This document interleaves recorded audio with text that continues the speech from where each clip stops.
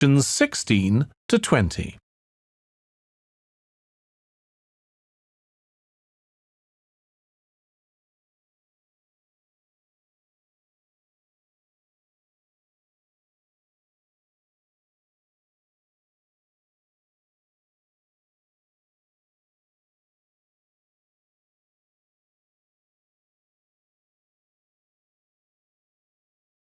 Now listen and answer questions 16 to 20.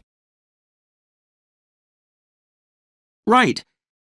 Now I'd just like to make a few points about the plays we're going to see, partly because it might influence your choice of clothes to take with you.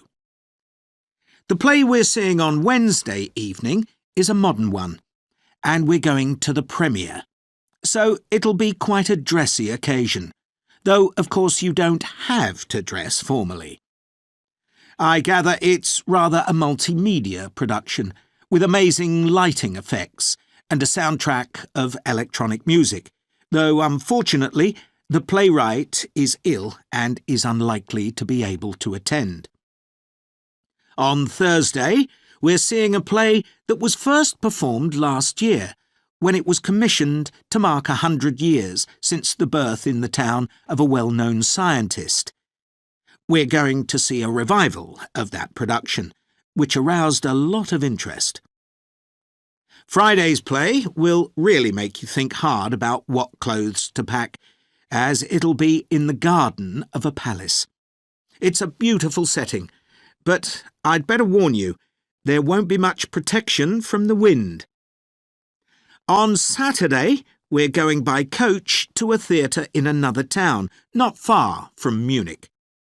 This will be the opening of a drama festival, and the mayor and all the other dignitaries of the town will be attending.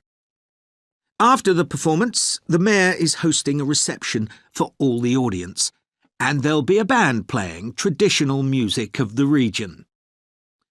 And after having a day off on Sunday, our final play is on Monday, and it's in the stunning setting of the old town hall, which dates back to the 14th century.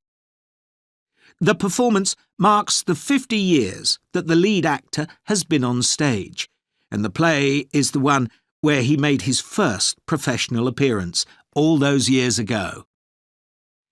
And the day after that, we'll be flying back home. Now, have you got any questions before I move? That is the end of section 2.